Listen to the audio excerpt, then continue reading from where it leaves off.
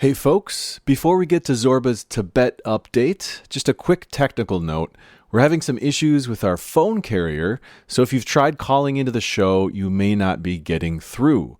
Sorry about that. We hope to have this issue resolved very shortly. All right, here's the good doc. Hi.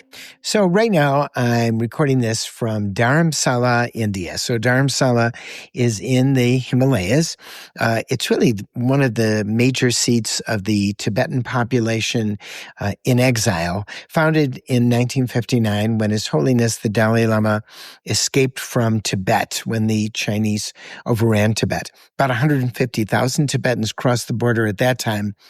Many of them crossed after that time also, and have really populated this hill town in the Himalayas. I've been here numerous times before, and this particular time I'm at a conference called Mind and Life. But one of the things that I had the sort of pleasure of doing was going to the Tibetan Children's Village. Now, the TCV, as it's called, is populated with kids who are orphans, and also children of families who are too poor to take care of them. So one of the teachers who I met with showed me one of the kids. He came from a family of 6, and they didn't have enough food actually to be able to support all of the children. One of the children in the family died of starvation.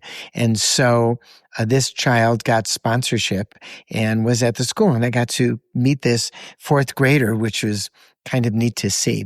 But anyway, I and a couple of others actually started a program. I was very interested in bringing more computers into the school. The school follows an Indian curriculum in terms of education, and a Tibetan curriculum in terms of culture and language.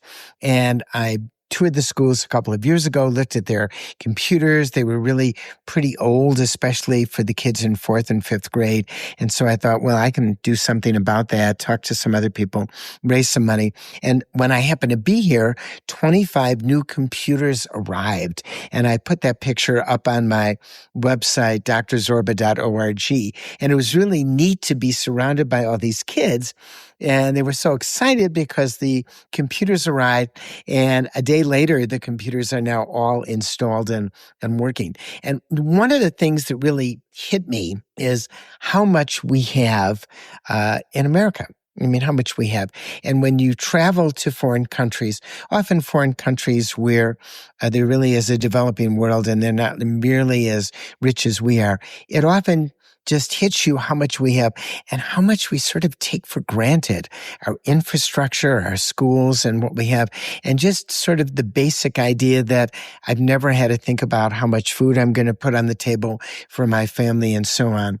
And I think it's always important to sort of focus on that. And that's part really of health and wellness, is focusing on an act of gratitude. And so my thought for today is think about over the next day or two of what you can do on a small basis or a medium basis or a larger basis, which would be an act of gratitude. Because when you do something for someone else, you do something for yourself too. And I've listened to His Holiness the Dalai Lama many, many times, and he always has said that even a selfish person, if they're a wise selfish person, they realize that if they do something for someone else, they get something for themselves too. When you engage in an act of gratitude, think about it, and you see someone smile, you reduce your stress. It reduces your risk for heart disease, your risk for stroke, maybe your risk for cancer, and it makes you a happier person. And what could be better? So this is Dr. Zorba Paster signing off. Stay well.